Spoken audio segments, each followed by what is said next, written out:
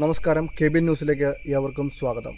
കോട്ടപ്പടി പ്ലാമുഴി കാനന ക്ഷേത്രമായ കർണൂൽ ശിവക്ഷേത്രത്തിലെ കൽവിളക്കുകൾ കാട്ടാനകൾ തകർത്തു.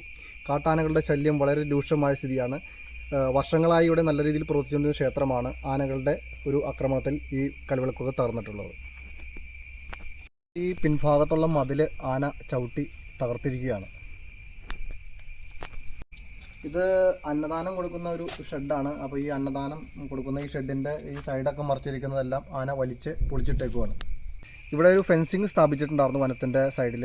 ആ ഫെൻസിങ് തകർത്തിട്ടാണ് അമ്പലത്തിൻ്റെ ഈ വിളക്ക് തകർക്കാനായിട്ട് ആന കടന്നു വന്നിട്ടുള്ളത്.